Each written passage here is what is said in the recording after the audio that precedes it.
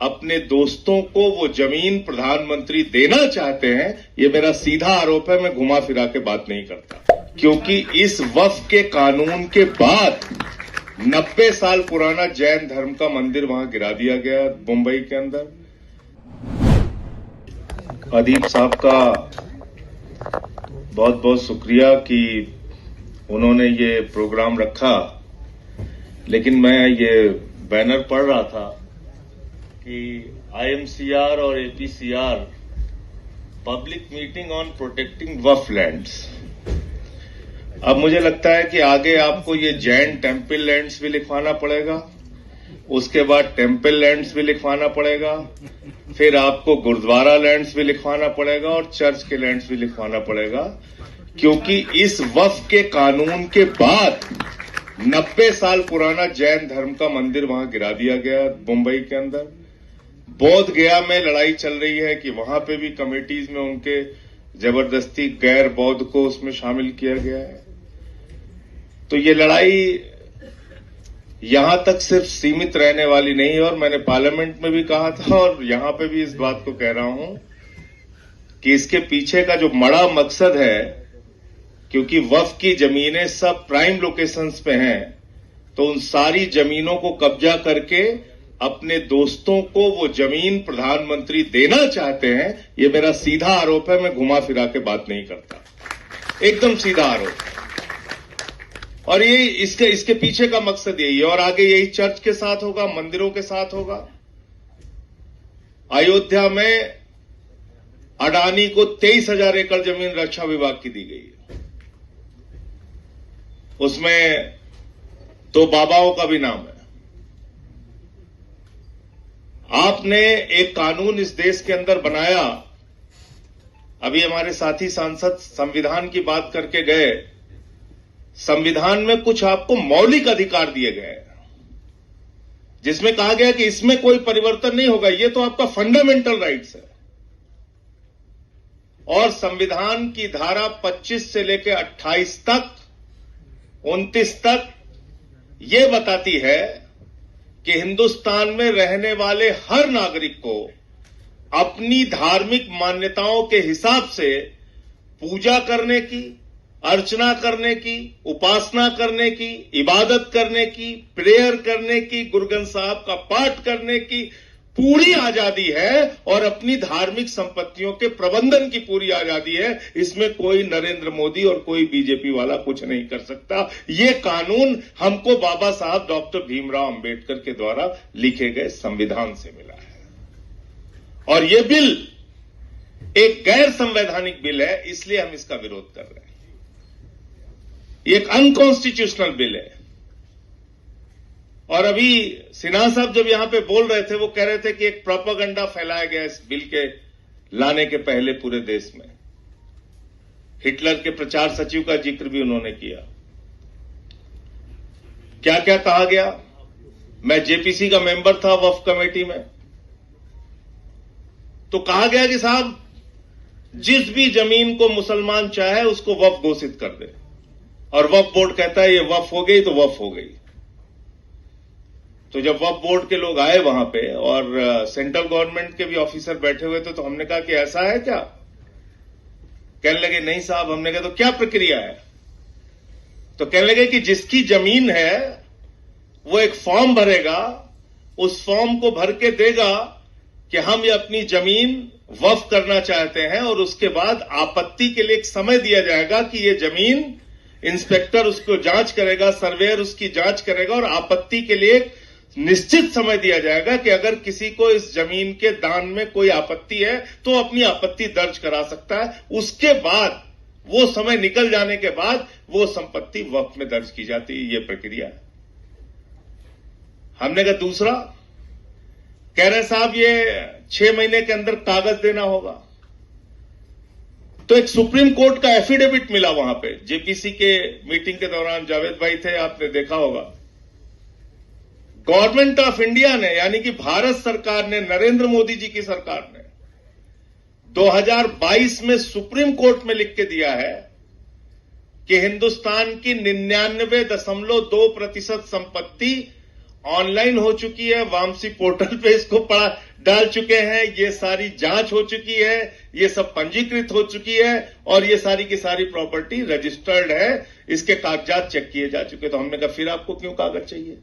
और एक स्टेटमेंट मिला मुझे उस समय के जो मुख्तार अब्बास नकवी साहब मंत्री थे, उनका स्टेटमेंट था। उन्होंने कहा कि देश की 100% संपत्ति जो है वो डिजिटाइज्ड हो चुकी है, वक्फ की संपत्ति। फिर कागज किस बात के लिए आपको चाहिए? क्यों आप ये लाना चाहते हैं? इसके पीछे है मकसद झगड़ा कराने का। 100 साल पुराना, 150 साल पुराना, 300 साल पुराना किसी मंदिर का कागज भी आप मांग लेंगे, नहीं मिलेगा। मस्जिद का कागज मांग लेंगे, नहीं मिलेगा। किसी गुरुद्वारे का कागज मांग लेंगे, नहीं मिलेगा। चर्च का कागज मांग लेंगे, नहीं मिलेगा। तो आप इससे एक झगड़ा कराने की कोशिश कर रहे हैं ये कानून लाके कि आपको 6 महीने के अंदर कागज जमा करना पड़ेगा। दूसरी क्या खतरनाक बात इसमें लिखी है आपने इस वक्फ बिल के अंदर लिखा कि 5 साल का प्रैक्टिसिंग मुस्लिम होना चाहिए, तभी वो दान कर सकता है। अब पूरी दुनिया में कोई कानून आपको ऐसा नहीं मिलेगा जो कि ये कहे कि दान के लिए आपको पहले धार्मिक रीति रिवाजों को मानना पड़ेगा, तब आप दान कर सकते हैं। यह अद्भुत कानून हमारे प्रधानमंत्री नरेंद्र मोदी जी लेके आए। कह रहे दान करना है तो 5 साल के लिए आप प्रैक्टिसिंग मुस्लिम बनो। तो हमने कहा भैया तय कैसे करोगे? मुसलमानों के घर में सीसीटीवी कैमरा लगाओगे कि 5 वक्त की नमाज पढ़ रहे हैं कि नहीं पढ़ रहे हैं, रोजा रह रहे हैं कि नहीं रह रहे हैं, जुमे की नमाज पढ़ी कि नहीं पढ़ी, इन्होंने कैसे आप तय करेंगे? और मैंने यहां पे, मैं फिर दोहरा रहा हूं, मैंने जो वहां पे कहा फिर से यहां कह रहा हूं, मैंने कहा कि कोई आदमी हिंदू धर्म का मानने वाला हो, कोई आदमी सिख धर्म का मानने वाला हो, ईसाई धर्म का मानने वाला हो, इस्लाम धर्म का मानने वाला हो, या किसी भी धर्म को न मानता हो, नास्तिक हो, उसको भी दान करने से आप कतई रोक नहीं सकते हैं। दान होता है अपनी जमीन का, अपनी प्रॉपर्टी का, कोई भी आदमी कर सकता है। तो ये आपने एक कानून इसमें जबरदस्ती का डाल दिया। दूसरा, उनको वक्फ बोर्ड के आमदनी की बड़ी चिंता है आप लोगों की कि साहब वक्फ बोर्ड की आमदनी नहीं हो रही है, और सच्चर की कमेटी की रिपोर्ट में कहा गया है कि 12,000 करोड़ रुपए की आमदनी हो सकती है अगर इसका सही ढंग से इस्तेमाल किया जाए वक्फ प्रॉपर्टीज का। तो मैंने कहा भाई ज्यादा मेहनत मत कीजिए, आप सिर्फ एक अडानी को पकड़ के लेके आइए, वो नीरव मोदी को पकड़ के लेके आइए, 20,000 करोड़ रुपए उससे वसूलिए और 12,000 करोड़ रुपए आप वक्फ बोर्ड को दे दीजिए, 8,000 करोड़ आप अपने पास रख लीजिए। लेकिन सच्चर कमेटी की रिपोर्ट इतनी सीमित नहीं है, उसको बहुत छोटा करके दिखाया जा रहा है। मैं चाहता हूं जो लोग वक्फ पे बात कर रहे हैं वो सच्चर कमेटी की भी रिपोर्ट पढ़ें, और उस सच्चर कमेटी की रिपोर्ट में यह भी लिखा हुआ है कि हिंदुस्तान के अलग अलग राज्यों में, चाहे वो दिल्ली हो, राजस्थान हो, उड़ीसा हो, मध्य प्रदेश हो, करीब करीब 363 ऐसी प्रॉपर्टी है, 363 ऐसी संपत्तियां हैं जहां सरकार ने वक्फ की जमीन पे कब्जा कर रखा है, जहां सरकार ने वक्फ की जमीन पे कब्जा कर रखा है। तो आप उन जमीनों को खाली कराइए, ये भी सच्चर कमेटी की रिपोर्ट में लिखा गया है। तो हमने कहा ये आप क्यों नहीं बताते? फिर कहने लगे हमें पसमादा की बड़ी चिंता है, मुस्लिम महिलाओं की बड़ी चिंता है। मैंने कहा इसमें तो कहीं रोक है ही नहीं कि मुस्लिम महिलाएं मेंबर नहीं बन सकती, वो पहले से ही है। दूसरा, पसमादा की आपको चिंता है तो एक सुझाव मैंने भी दिया। मैंने कहा भाई अगर आप ये चिंता आपको है तो ये चिंता आपको हिंदुओं के लिए भी सतानी चाहिए, और देश के 80% दलित, आदिवासी, पिछड़ा और महिलाओं को हिंदू संस्थानों के पुजारी बनाओ, कमेटियों में रखो, उनके बोर्ड में शामिल करो, तब आप बात करो। ये इस तरह की दोहरी बातें करने से फायदा नहीं है। दो तरफा आप चाल चलेंगे, ये ठीक नहीं है। और दो तरफा चाल हो रही है इस देश में, दो तरह के कानून का नजरिया है इस देश में। एक अली खान महमूदाबाद के मामले में है और एक विजय शाह के मामले में है। और मैं अदीब साहब से कहना चाहता हूं, आप कोई पोस्ट लिखते हैं आप कठिन अंग्रेजी में मत लिखा कीजिए। कठिन अंग्रेजी में लिखेंगे तो मुश्किल हो जाएगी। साफ साफ हिंदी में लिखिए, उर्दू में लिखिए, उसका हो सकता है ट्रांसलेट करा ले। अंग्रेजी का तो भाटिया मैडम ने बता दिया कि हम उठा के जेल में डाल देंगे अगर कठिन अंग्रेजी लिखोगे तो ये हो रहा है। तो मैं सिर्फ ये कहना चाहता हूं कि तानाशाही से जिस तरह से इस देश को चलाने की कोशिश की जा रही है वो ठीक नहीं है। और कई बार हमारे साथी जब इस बात को कहते हैं कि 1947 में हमने ये फैसला लिया यहां रुकने का, वो सुन के मुझे बहुत दुख होता है। कृपा करके ये कहना बंद कीजिए, ये आपका मुल्क था, है और रहेगा, इसमें कोई भी ये बात करने की जरूरत नहीं। क्योंकि ये बात जब मैं सुनता हूं तो मुझे बहुत दुख होता है। मैंने अपने कई मुस्लिम साथियों से शेयर भी इस बात को किया। मैंने कहा ये क्यों कहते हो कि हमने 47 में निर्णय लिया और सोचा और समझा। रहे भाई, ये आपका मुल्क है, आपने निर्णय क्यों लिया? आपके बाप दादा, आपके पुरखे यहां पे रहे, यहां पैदा हुए आप, तो आपका मुल्क है, ये कहने की जरूरत नहीं है। ये देश सेकुलर है, इसलिए नहीं कि प्रधानमंत्री मोदी जी धमका के हमको जो चाहेंगे वो कर लेंगे, या बीजेपी जो चाहेगी वो कर लेगी, या आरएसएस जो चाहेगी वो कर लेगी।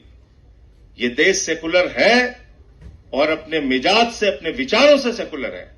और इसका सबसे बड़ा उदाहरण यह है कि वक्फ बिल के खिलाफ 232 वोट पड़े, जिसमें सिर्फ 24 मुसलमान थे, बाकी सब हिंदू थे, सिख थे, ईसाई थे।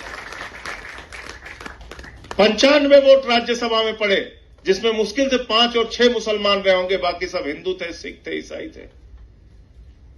कोई भी गलत काम होगा उसके खिलाफ हम लोग आवाज उठाने के लिए खड़े रहेंगे, आपके साथ कंधे से कंधा मिला के खड़े रहेंगे। हो सकता है आज आपको लग रहा हो कि हम लोग कमजोरी की हालत में हैं। होता है राजनीति में, कभी किसी की संख्या ज्यादा हो गई, इसका मतलब क्या है? मैदान छोड़ के भाग जाएंगे? बिल्कुल भागेंगे नहीं। आंख में आंख मिला के इनसे लड़ाई लड़ेंगे, अपने हक के लिए, संविधान के लिए, जायज बातों के लिए। उसमें पीछे हटने की कोई आवश्यकता नहीं।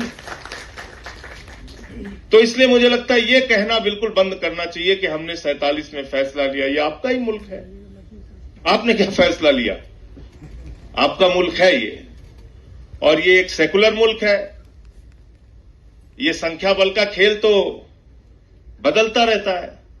अभी पूरे देश ने दिखाया ना, पहलगाम के बाद, पहलगाम की घटना के बाद पूरे हिंदुस्तान ने दिखाया कि हिंदुस्तान एक सेकुलर मुल्क है। पहलगाम की घटना के बाद कश्मीर के गलियों में, मोहल्लों में, गांवों में, लाल चौक तक में प्रदर्शन हुआ और सबने कहा ये निंदनीय घटना है, इसकी हम भर्त्सना करते हैं, हम इसके खिलाफ हैं। और रो रो के लोगों ने इस बात को कहा। अभी आपने ऑपरेशन सिंदूर शुरू किया, पूरे देश के मुसलमान आपके साथ खड़े हुए। मस्जिदों में उन्होंने ऐलान किया कि हम इस मामले में भारत की सरकार के साथ हैं। सर्वदलीय बैठक में हमने कहा कि हम साथ में हैं। हां, मार्केटिंग करने के लिए हम साथ में नहीं है। मार्केटिंग मुबारक हो मोदी जी को। आज उन्होंने बोला है कि हमारे शरीर में खून, गरम खून नहीं बह रहा है, गरम सिंदूर बह रहा है। मुझे शर्म आई ये बात सुनकर। भारत के प्रधानमंत्री की ये बात। अभी ऑपरेशन सिंदूर जारी है। अभी वो 4 आतंकवादी पकड़े नहीं गए जिन्होंने हमारे बहनों के सिंदूर उजाड़े, और आपने उसकी मार्केटिंग शुरू कर दी। आपने उसके नाम पे वोट बटोरना शुरू कर दिया। चश्मा लगा के और सेना का ड्रेस पहन के और बड़े बड़े पोस्टर होर्डिंग लगवा के आप घूम रहे हैं।